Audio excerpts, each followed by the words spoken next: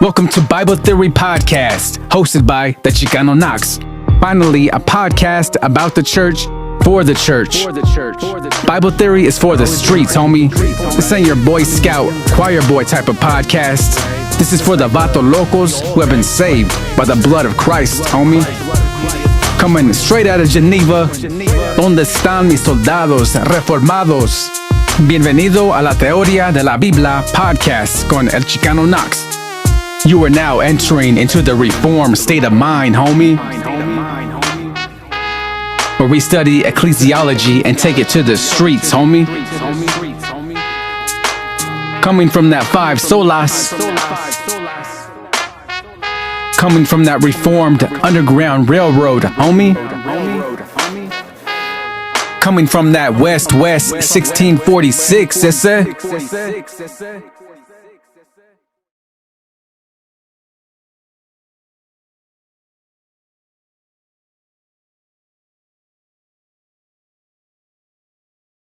Hey, what's going on, mi gente, my followers, my Bible theorists, my gospel gangsters, Steel Bros, and Sheologians?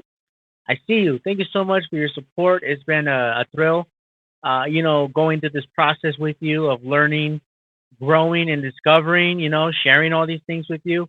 I appreciate the feedback. I appreciate all you guys' tweets and retweets. And, for right now, I am taking a break from social media. You know what I mean? It's been kind of heavy, so I'm taking just a mental break from all that, just for maybe like a week or so, just to refresh my mind, and then I'll be on there for sure.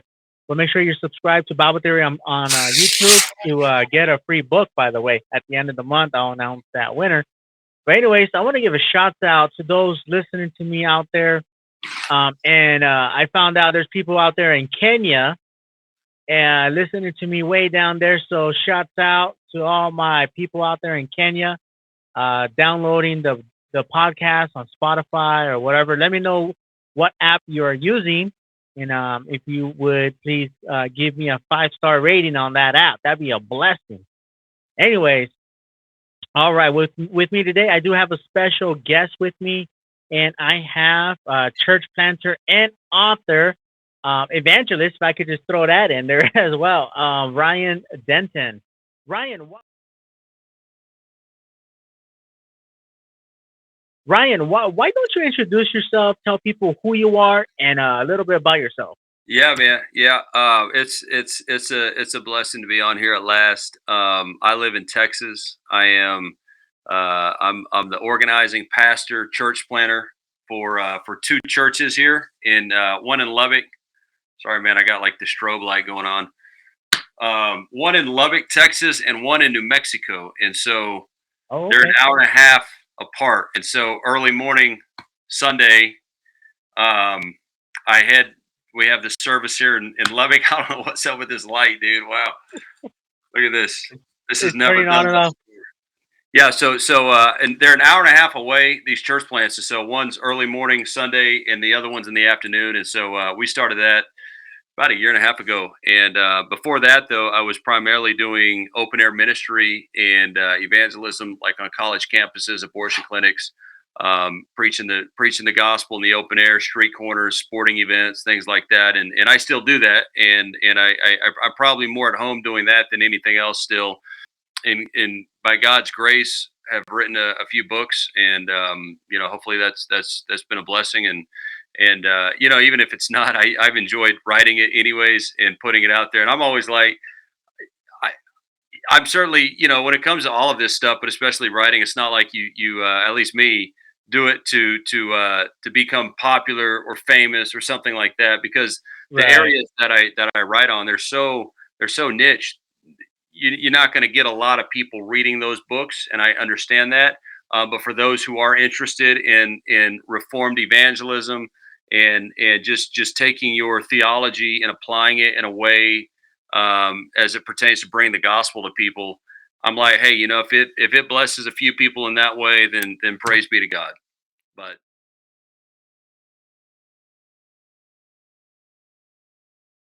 give us the background origin story per se on this book, Augustine the Evangelist, the Zeal, Hope, and methodology of the Bishop of Hippo. Yeah. Just walk us through, give us a tour. You know what I mean? Show us what's underneath the hood, pop us open. You know what I mean? Just walk us through. Yeah. So it's my fifth book, and the reason I say that, as far as why that's important, is because this is the first time that I had tackled a historical figure as it pertains to evangelism. So all my books have always dealt with evangelism to some degree or another. But I've never I've explored like the theology behind why theology is important when you evangelize, things like that. And there are certain figures that you look at here and there. But for this book, it is completely different than the other four in a sense. In another sense, it's not, because what I was wanting to do with this is to bring Augustine, who is one of if not the most important church father and really theologian. Even I mean, he even is probably above Calvin, even as far as his influence goes. In fact, Calvin quotes Augustine more than anyone else, that as far as his institutes go. So in Calvin's institutes, he quotes Calvin, quotes Augustine and Bernard of Clairvaux more than anybody else. John Knox said that Augustine was his favorite theologian, him and John Chrysostom. So, and of course, Rome tries to take a lot from Augustine. I mean, he's a towering guy. And what was taking place, and I've read Augustine for probably 10, 15 years here and there. But the way this book came about is I took a class with at Puritan Reformed Theological Seminary, and the assignment for this class was to write something like a 40-page paper on some topic regarding Augustine. And so we're reading all these books for this class, and it's a research class, so it's a PhD level type of class. So there's tons of reading. Both Augustine and people who are writing about Augustine. So we're reading all of this, and then I start to realize, as far as I'm trying to think, okay, what am I going to write on? But I start to realize that Augustine is an evangelist. This guy's heart is for the lost. The lost, really, in my mind, is as far as my reading of Augustine, and I've tried to be objective and not just biased and say, oh, because I'm an evangelist, I'm looking for Augustine to be an evangelist. I really do think that if you look at what Augustine does and the motive behind what he's doing, the motive in most of his ministry is the lost. And so I started kind of tinkering with that idea, and then I started looking for other resources out there that kind of hits on this. And there was like a 12-page article written by a southern grad. But besides that, nothing. There's no books out there. There's no scholarly articles out there. Nothing as it pertains to Augustine and evangelism. And so that kind of got me thinking. So, anyways, I start writing this paper, and I hit the 40-page mark quick, and and then I'm up to like 70 pages, and then I emailed the professor, who's William Van Dudewoord, and William Van Dudewoord is one of those rare professors who he's gone out and open air preached before. I mean, he's a ARP, Presbyterian theologian and historian professor. Now he's at Greenville, but I'm emailing this guy saying, hey, this paper's up to 70 pages now. Can that work? And he's like, of course not. I said 40. So I'm not. But so I just keep going with it. But he's helping me. He's helping me along the way, because I'm telling him, hey, I think there's material here for a book. And he says he's kind of looking through it, and he starts to agree. And so he's helping me along. It gets to like 110, and then I send it out to Tom Nettles, who's a Southern Baptist historian with Founders, and he gives me feedback, and so I'm getting feedback, and then I realize there really is a book here, and I think the final product is something like 160 pages, and so with editing and all that.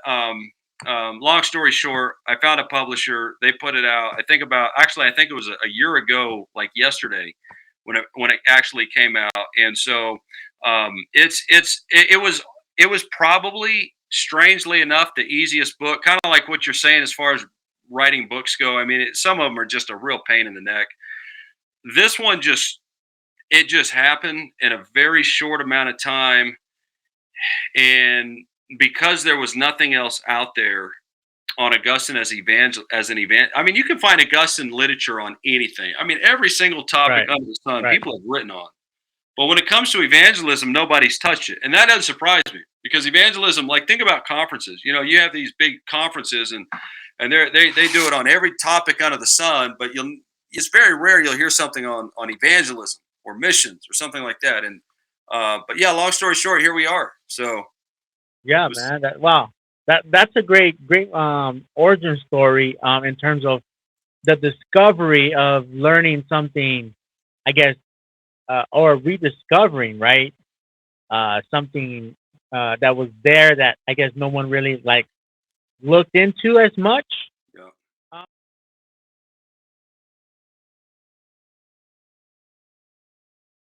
But let's go into this big character called Augustine. Mm-hmm. If you can, give us a little intro of who he was, and why is he so important for those out there listening who might be like, Augustine, what is that? Like some kind of like, isn't that the church down the street, or isn't that the hospital downtown or something like that? The city in Florida. The city in Florida, St. Augustine. So give us a little intro on who this character was and why we should care about him, and just give us some info. Yeah, well, I'll start by saying one of the books that is a must read, for not just if you want to read something from Augustine, but for Christians. One of the first books that every Christian just has to read, like required reading, is Augustine's Confessions. And the reason why it's so important is I mean, it's basically like a 250-page devotional type of stuff written by Augustine, and it's like a dialogue between him and God, and it's talking about his conversion, it's talking about his life, it's talking about some of the things he's gone through. But Augustine, here's the thing about Augustine, is he even before his conversion, he was one of the most brilliant minds in his era, in his generation, and people recognize that. He was a very popular, well-known rhetorician, and he was a professor of rhetoric. In other words, he taught that, and he had a very prestigious place in the academy as far as his job goes. And he was 31 whenever he was converted, but before that, it was a series of kind of just wandering through different sects, different philosophies, different worldviews, different beliefs. And his mother was a Christian. His father was not. His mother was behind the scenes praying for him, trying to evangelize him. In fact, I talk about that a little bit in the book. Just the idea of his mother was an evangelist herself. I mean, she was really pleading for his soul from a very early age of his life, and so it doesn't take root until he's in his 30s. But even his conversion story, if you've ever heard the phrase "pick up and read" or "take up and read," that comes from Augustine's conversion, because Augustine is at this breaking point spiritually, and he goes outside. He's in disarray, emotionally, spiritually, because of his state. And he realizes that Christ, that Christianity, that is true, that's the true way. But he knows that his will is in bondage to sin still. Right. So he goes outside, and he's crying. He's a mess, and he goes outside. And when he's outside, he hears a voice over the wall saying, "Take up and read, take up and read." And so he has a copy of Paul's letter sitting on his table inside. And so he sees that as, the Lord calling him to go and pick it up and read. And so he goes inside and he reads. The passage he opens up to is in Romans, and it specifically addresses some of the sins that he had been struggling with. And so once he reads that, it's just like a flood of truth comes over him, overwhelms him. And from that point onward, he's a new creation. He's a new man. And so, and that's told in his confessions. But so from 31 until the end of his life, he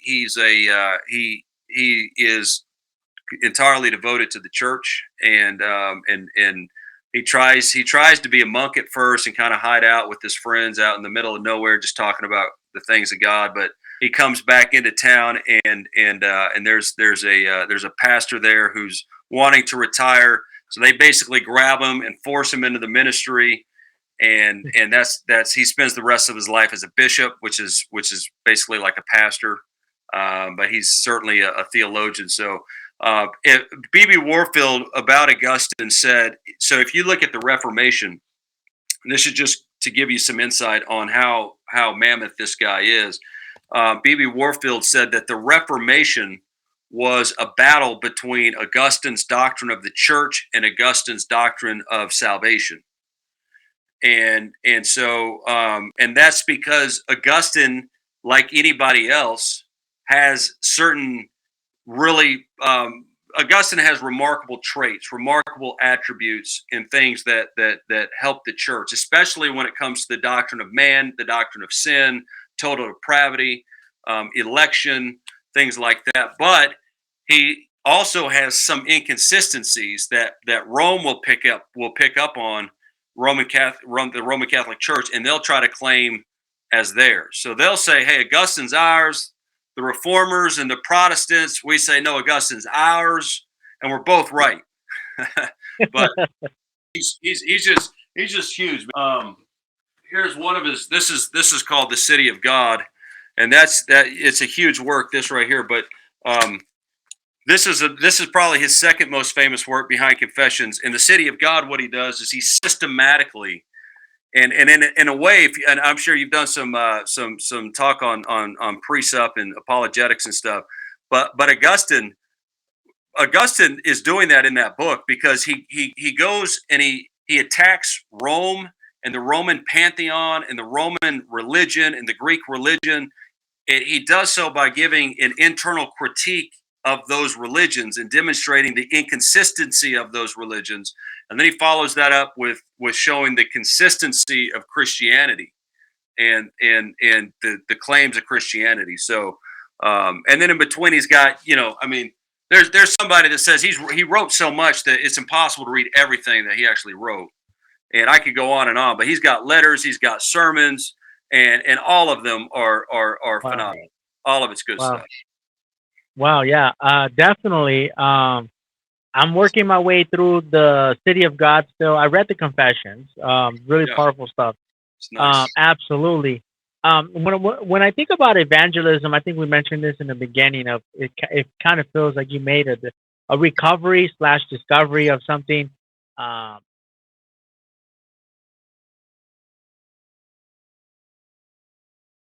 And I really want you to elaborate and give us examples, really, if you can. How did Augustine evangelize? Like, evangelize the gospel? Like, was he the first one to create a gospel tract? Was he the first one to go out there and slap people in the face with a jacket, and then they get saved? Like, what is his methodology that he would be like, "Nah, I don't do that," but this is evangelism according to what I think, and how Christians should emulate, right? Yeah. So maybe you could walk us through that. Yeah. Yeah. Well, so Augustine, it's important to note that one of the groups that Augustine came out of was called Manichaeanism, and Manichaeanism was they themselves were very evangelistic. They were a cult. They come from Marcion, and so they were certainly a cult. And but they remind me somewhat of like a Jehovah's Witness or a Mormon type of mentality, where it's just like all hands on deck. We're going to go blitz neighborhoods. We're going to go, and so he comes out of that, and I'm saying that because he has an evangelistic fervor and some experience already, but when he comes into the faith. Really, I think there's probably three main ways that he's evangelizing. Number one would be from the pulpit, because he acknowledges that within the church there are the saved and the non-saved. And so he sees it as, so if you read some of his sermons, his sermons are very evangelistic. And he recognizes that, a lot of people here are lost, and so I need to address their souls. I need to address that.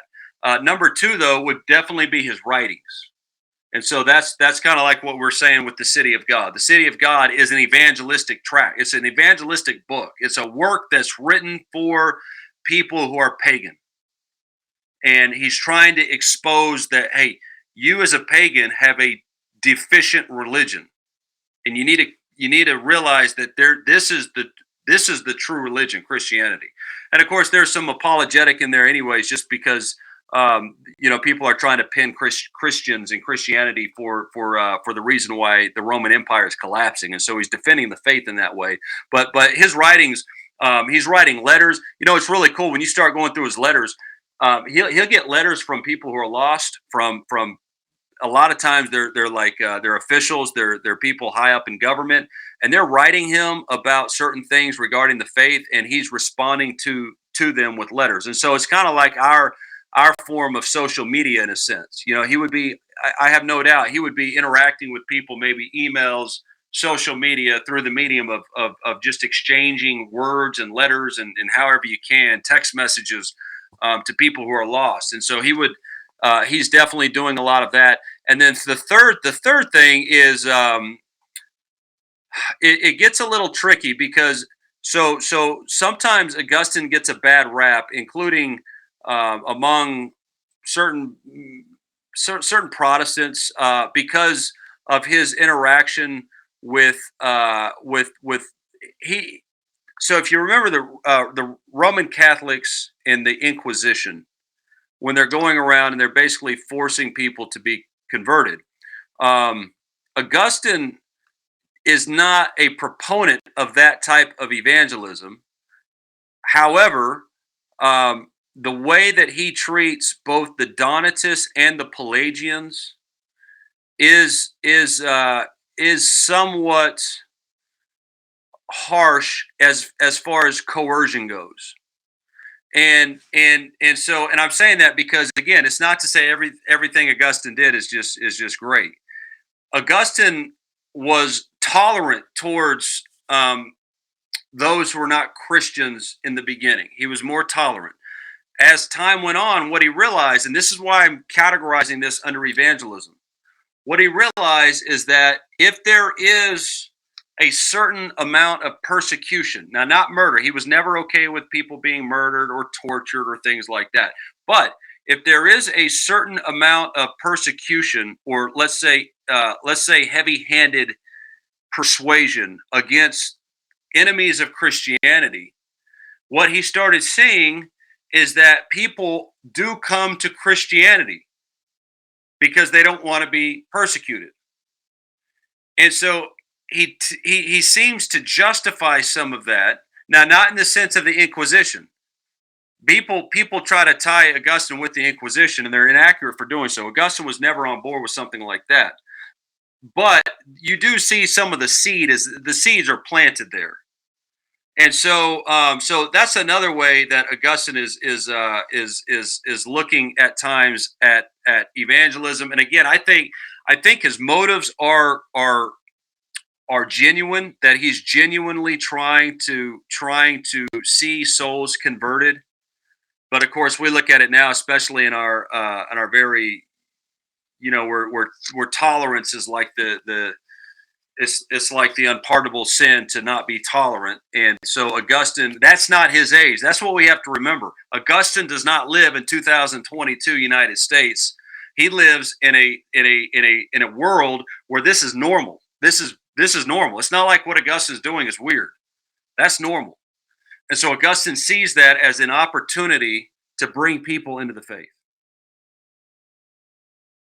Here's a quote from Augustine. He says, if his opponents were to receive the truth, it can be done with greater ease, in my opinion, when the teaching of truth is aided by the fear of severity. And so he did write the only full justification in the history of the early church of the right of the state to suppress people who are not in the church. And he says this too. He said, as far as his coercion goes, he says, for if they were only being terrorized and not instructed at the same time, this would be an inexcusable tyranny on our part. So he's not saying that coercion should be done blindly or without the gospel. I'm not justifying it, but I'm saying, hey, it would be a straw man to say that Augustine had this like maniacal approach. In another letter, this is what he says in another letter. He says, we desire their repentance, not their death, in order that they may be saved from falling into the penalties of the eternal judgment. We do not wish to see them quite absolved from punishment, nor on the other hand, visited with the torments which they deserve. Check their sins, therefore, in such a way as to produce repentance in at least a few. And so that is the aim. He's wanting to see their genuine repentance. Yeah, I could definitely see how the Roman Catholics would be like, what we're doing, Augustine would be okay with, because, he's the one that kind of that said he said this, right? So like the Inquisition is totally justified according to, the Jesuits and other people. But what you're saying is that Augustine would definitely disagree with the Jesuit Roman Catholic Inquisitions in all their forms. Yeah, and he would, because, and the reason I'm saying this is because there are places, like there was a Donatist convicted of some crime, and he was guilty of it. But Augustine wrote to the judge, who was a Christian, asking the judge to commute the death sentence against him. In other words, to absolve that. He says, when I heard that they had confessed to these crimes, I had not the slightest doubt that they would be subject to capital punishment at your hand. So I have made haste to write this letter to your nobility, begging and praying for you by the mercy of Christ not to allow similar tortures to be inflicted on them. I am at ease about the men who have confessed that they will not suffer reciprocal treatment. As a bishop, I warn a Christian, and as a Christian, I appeal to a judge not to let this happen. And then he says, if no lesser punishment were possible for them, we should prefer to let them go free rather than avenge the martyrdom of our brothers by shedding their blood. What had happened was that there were Christians that were killed by these guys. And so these guys confessed to that crime, and they are about to receive the death penalty. And Augustine comes in and says, no. Strive to outdo the wickedness with goodness. By a monstrous crime, they tore limbs from a living body. You can, by a work of mercy, make them apply to some useful work the wholly intact limbs that they exercise in their unspeakable deeds. They did not spare the servants of God who were preaching repentance to them. Now spare them, now that you have arrested, summoned, and convicted them. And then he goes on. He's saying, hey, they did this, but don't do that. Don't react in that same way. He's begging them, don't let that happen. So, and there are other times when Augustine actually visits jails to protect prisoners from ill treatment. So it's not just this maniacal blind zeal that he has to torture. He was never okay with torturing. He was never okay with murdering. It was none of that. I think maybe for certain of the teachers, I think there was maybe something like exile. But even that, you'd have to check on that. But the point is the extremes that you see with the Inquisition would not have been approved by Augustine, because people were trying to be extreme like that, and he calls them back. He reins them in and says, no, don't go that far. That's not what we're about. Okay, good. Yeah, that's good. I didn't know that. Okay.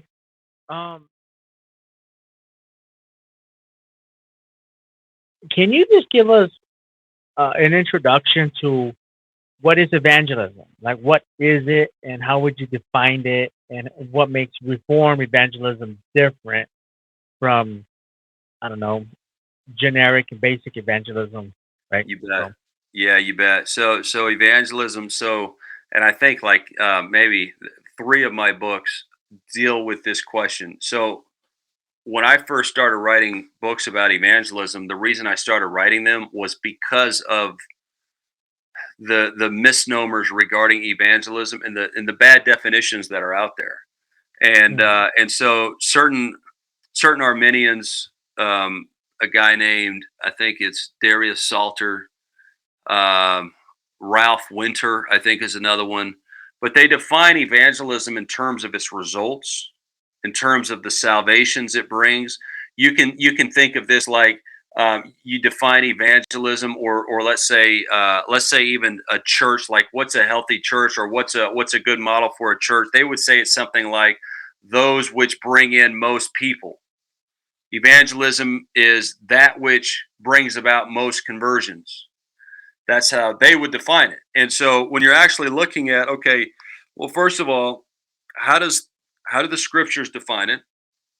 And then from that, and really even just working through what we know about God and man and things like that, we can come away with a much better and simpler definition of evangelism. Evangelism is simply sharing the gospel with a lost person. That's all it is. Has nothing to do with the results, because we know that salvation is of the Lord. And so the reason I mentioned there are many, and is because their theology is driving their definition, and in turn, their definition is driving their method. And so evangelism is simply sharing the gospel with someone who's lost, irrespective of results. And it's watering, it's planting, that's all it is. It's scattering the seed. You think of the parable of the sower. He's casting seed. That's what evangelism is. And then God, in His mercy, will give the increase, or He will. It's like one person said, whether or not someone believes, there's always a response. There's always a response. There's always something that happens. They either believe it or they reject it. And on the day of judgment, they're either going to be saved by that gospel, or they're going to be judged by that gospel.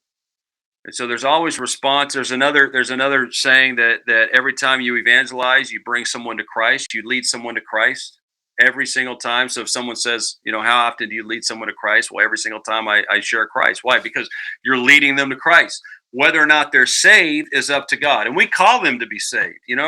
Turn to the Lord, turn to Christ, repent, believe the gospel, call them. But we know that ultimately salvation is of the Lord. And so that's the definition. Let me point this out too about Augustine. Augustine, one of his main disputes was with the Pelagians, and there's some really nice quotes as far as people, how they're looking at the approach of Augustine is so different from the approach of the Pelagians. The Pelagians are the guys that do not believe in original sin. They believe that man's will is entirely neutral, that it has that it is not in bondage to sin, and so they are free to make either for Christ or either respond to Christ or not respond. What that does, though, and what they point out about Augustine is that Augustine was a preacher who was much more sympathetic with the plight of the hearers, of the lost people, because he knew that the bondage they were in, they could not be delivered from it apart from the grace of God coming in and doing a work of grace through the gospel that's being proclaimed. The Pelagians, on the other hand, just like today with the Arminians, the Pelagians see this as, hey, I believed it. How come you can't believe it? I did it. Why is it so hard for you? And they become harsh and callous and bitter. And in a sense, they're saying, hey, I was righteous enough to believe this. How come you're not righteous enough to believe it? Wow. It becomes workspace almost. I think it's amazing how closely it is related to the symbology of agriculture. Yeah. In the Bible, when it comes to the topic of evangelism, Jesus says many times, relating this very topic to agricultural references, right? Like, the harvest is ready, but the laborers are few, right? Like, have you ever done a harvest? Like, I never done a harvest. I grew up in like pretty close to, in Orange County, and then near LA. Like, I never seen a harvest, dude. I went to Food for Less my whole life. You know what I mean? Like, I never plucked one corn in my life. You know what I mean? So, like, harvest, like, what? Laborers, it's like, okay. So, like, and there's other references, you know what I mean? So it is amazing that agricultural reference there. Yeah. Well, it is, and God's got to be the one that brings the actual growth. Yeah, and then one plants, the other one waters. You know, those references are pretty amazing when it comes to agriculture. Uh, so if Augustine would come visit the year 2022, you got in the time machine and all of a sudden he's transported in LA or New York or New Orleans, would he be impressed with the church if he just went around, you know, walked 100 miles, for example, and then visited different churches? Do you think he'd be impressed, or do you think he might be shocked at what, and then go back in time, you know, back to the fourth, fifth century, and he'd be like, Well, I tell you this: Augustine's culture was, in fact, this is one of the motivations. This is what was very encouraging when I was writing, when I started writing on this topic, Augustine evangelism. The culture that he's engaging is very similar to ours. Not the church culture. I know that's the question. That's a great question. But the culture in general is very pagan. It's very hedonistic. It's all about pleasure. It's all about, and then there's a lot of false gods, false religions, all kinds of stuff going on. I don't know, in a sense, besides like being blown away by cars and airplanes and all that, right? But the culture in general would not, I don't think, shock him. But yeah, as far as the church goes, that's got to be another subject because first of all, of course, you know the evangelical churches that we have today that are more driven by emotion and kind of like, hey, what benefits the audience, what benefits the congregation, and you know, as opposed to saying, hey, what does God want from us when we worship, which is how we should do things, like by the regulative principle. But yeah, so those evangelical churches, of course, would be shocking to him, and there's no doubt he would repudiate all of that and just be disgusted by all of it. And I think probably like we are, for a lot of us in the reform world, you know, it's kind of like the question comes up with any with Roman Catholicism. When I talk to a Roman Catholic, I do point out that the church, even in the Roman Catholic Church, their church looks nothing like the church of Augustine, or the church, of course, especially of like Paul. And of course, that comes with all the bells and whistles, like the things that you see in a Roman Catholic service would look nothing like the service that you would find in the day of Augustine. The days of Augustine, it was much more simplistic. There's definitely some seeds of what would later become these heretical practices, right? But you know, the church in general was more simplistic, and I still think I think they're operating certainly a little more closely to the scriptures as far as what they're doing. And so in general, though, I mean, it's a hard question, man, because you have so many different categories of what constitutes as the church. And I'm biased, but I think if Augustine came back today, you know, so anachronistic to even to say, but like you said, as a thought experiment, I right. think that he would be. I don't know. I'm at a loss, man. It would be Mm. something between like maybe like what you have in Rome, and maybe like a high or more of a high Presbyterian church. I wonder if you would step into a Presbyterian church and find it appealing, or like, oh yeah, you know, here's a couple of tweaks I would tweak, or Yeah, I wonder what his thoughts would be on the Presbyterian church, right? yeah, yeah. That would be interesting. Yeah, it You know, would, and well, the church government would be somewhat similar. They already had, of course, the hierarchy of bishops and archbishops and stuff. That was already kind of taking root then. So it'd be more like if we're talking Protestants, maybe more like an Anglican model. But mhm. as far as I mean, they were reciting the Apostles' Creed.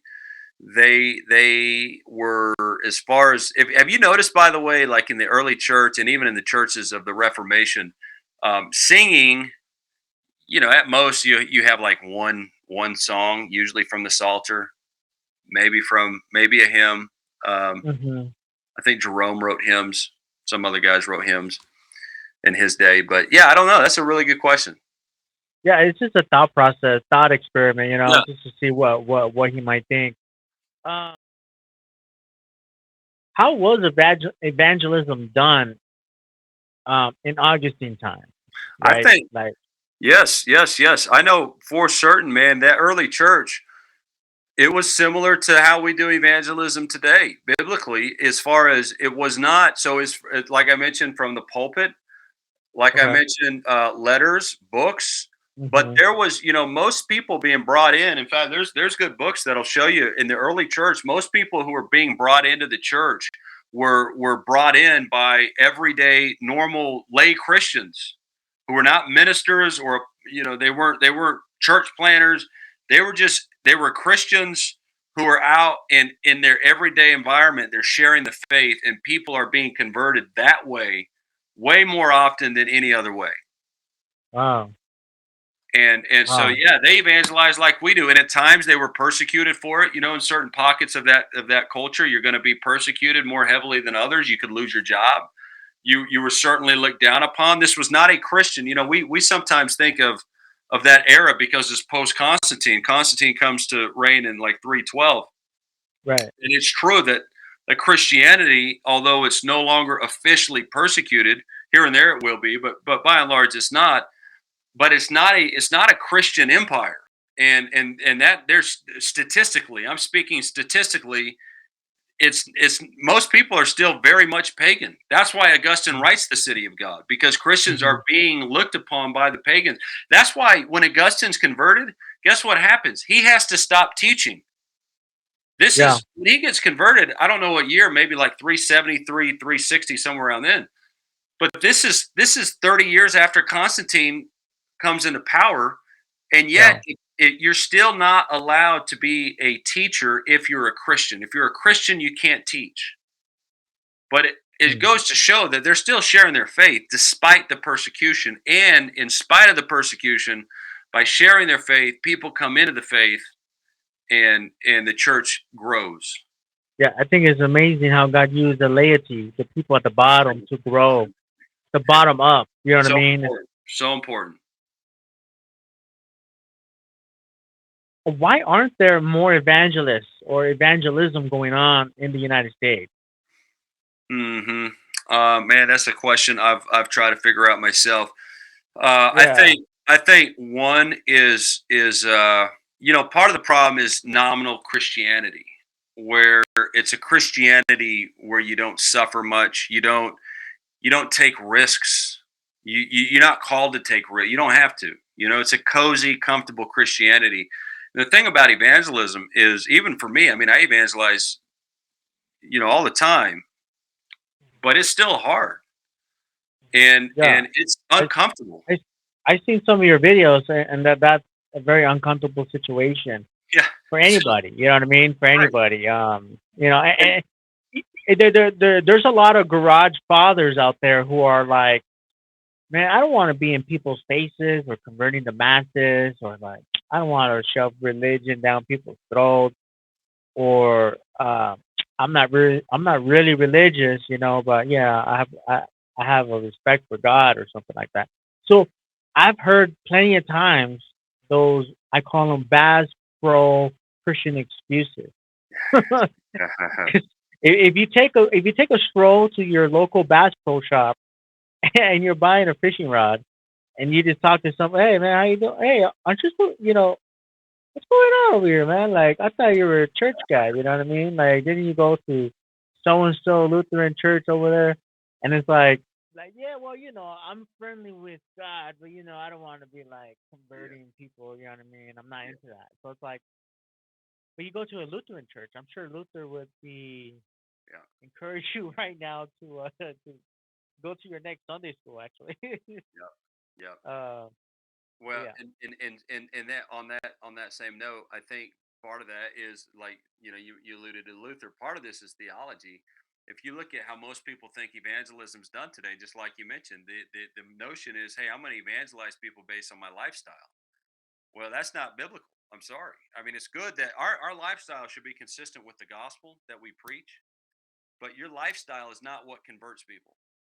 It's the preaching of the cross. It's the word of Christ. The power of God unto salvation is the gospel. Faith comes by hearing by the word of God.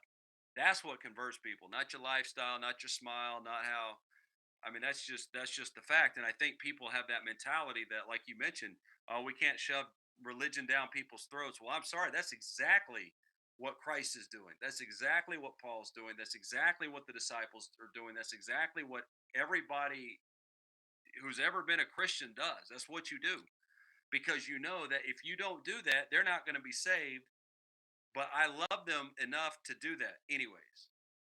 That, and you love God enough, because when you do it, God's glorified. And so I think a lot of it's false conversion, and a lot of it comes from bad teaching about what evangelism is and what it actually means to what it takes to save somebody. That it's got to be the gospel going forth, people hearing it.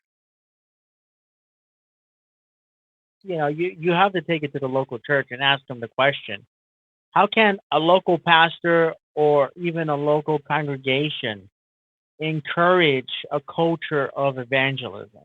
Yeah. Like how can they stir one another up to love and good works, right? Yeah. And especially in evangelism, how can that culture be created or cultivated in a local church? Yep. The obvious answer, the easiest answer would be the elders have to be exemplifying it. And I want to be careful here, because I'm not saying that every pastor has to be going out and open air preaching or this and that, but every pastor should be. It's like Al Baker says, they should have a fishing hole outside of the church that they are fishing in regularly, talking about the lost, whether it's in a jail, whether it's a homeless shelter, whether maybe it is open air preaching, college ministry, going around on campus. I mean, pastors cannot live in a bubble, in the church bubble. You've got to. I mean, Paul tells Timothy, do the work of an evangelist. You've got to do that. It's so easy to become so comfortable as pastors, where you don't you just so immersed in the church life, which is good. I mean, that's primarily what a pastor's called to do, right? But it's also incumbent upon the pastor. He needs to go out and fish and evangelize.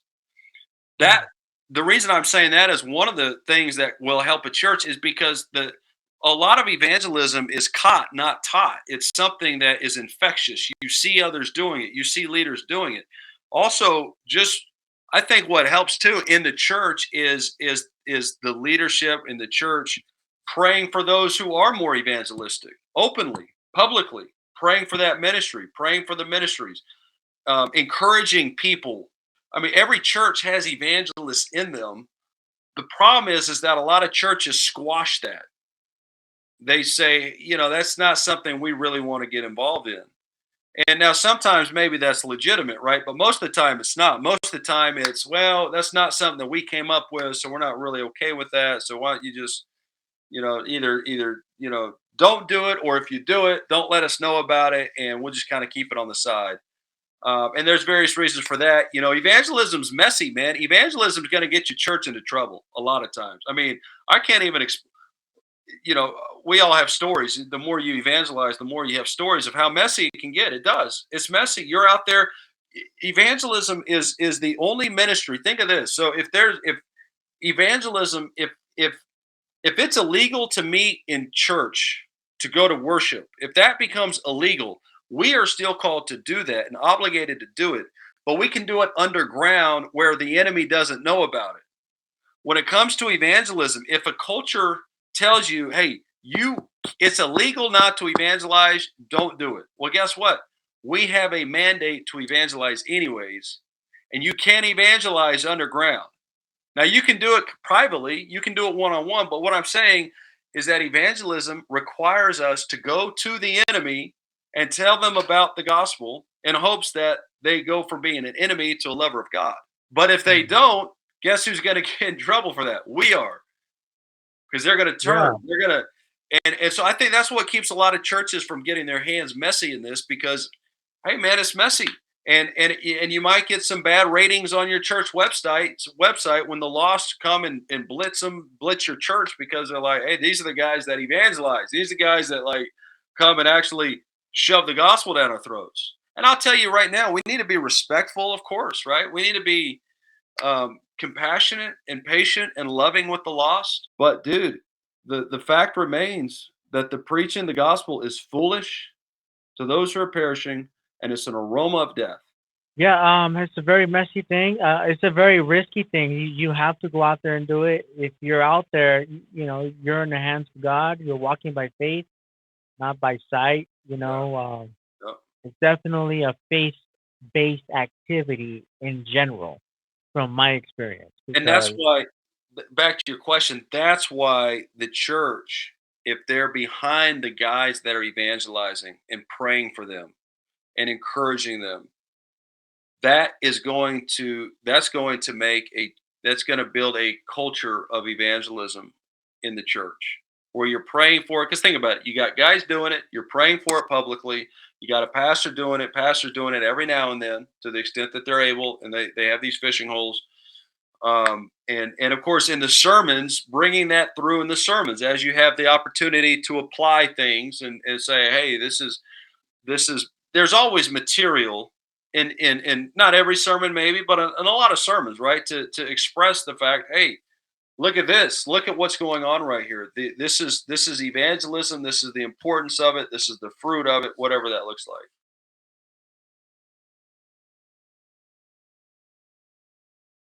Yeah. Be sympathetic, I would say, man. And of course, just, it's easy to expect people to have the same zeal that we have about a certain area. But I tell you, sympathize with your pastors, and because it is a load, man. It is there's a lot of different things involved. And so I would just say that, when you go into the conversation, approach it in a way with examine your heart, get rid of any bitterness or any grudge or anything like that, and just come in and talk to them about it. I think just talking to them and saying, hey, I want to encourage you to do this. I mean, what I'm saying is come alongside of him and really genuinely try to help facilitate a way for him to be more active in evangelism. And I think that will go a long way. And look, pastors by their gifting, they're not evangelists. So it's not comfortable stuff, man. It's out of their comfort zone. Right. But we know that they're still, of course, called to do it. And I think that's why we need to, be patient with them, be encouraging, and at the same time, be firm in the scriptures. And I think that'll happen if you have, a pastor who, because he's going to be convicted by it. He's going to know, hey, yeah, you're right. Yeah, you're right. If he's honest, right? You're right. I'm not evangelizing. I'm not doing any of it. What would be your closing thoughts as we end this, conversation? Just as maybe you want to highlight something again about your book, or maybe something about this topic again, or bring it back. What would be your closing thought for this topic? Yeah. So there's a lot to glean from church history when it comes to evangelism, and I think that's a real deficit that we have in general as Christians in our culture. That we're usually very thin on our church history, and there's so much to learn. I'll give you one example. Justin Martyr. Justin Martyr was a second century philosopher, and he was a pagan. And this is before, of course, he has the name Martyr. He's just Justin. He's a Greek philosopher, Plato philosopher, Platonic philosopher. This guy encounters some guy walking on the beach one day, and Justin's out there just meditating or philosophizing or something, right? And this guy walks up to him and they start talking. And so Justin is telling him about Platonic philosophy and this and that. And the guy he talks to is some old guy just on the side of the beach. And the guy starts telling him about Christ from the Old Testament and how it was fulfilled in this Jesus of Nazareth. And he tells him this, and he's looking at the scriptures, he's pointing to the scriptures. And then this old guy just leaves, walks away. Well, that was an arrow that stuck in his heart. And ultimately he was converted by it. He has no idea who that guy is. He never talked to him again. But Justin Martyr turned out to be one of the most influential early fathers in church history. And my point is there's so much like that in the early church that we as Christians today can learn from and glean from for our own encouragement, and our own practice of evangelism. There's a lot to learn there.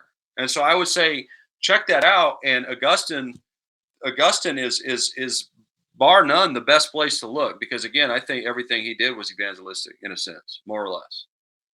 And so, but that's how I summarize everything. That's why this stuff's important. It's not just, hey, read the book because I wrote it. No, I could care less. I really could. But read it so that you can apply it to your own evangelism and be encouraged by what they're doing. And in turn, God gets glory and people get brought in and are converted. Amen. Amen, bro.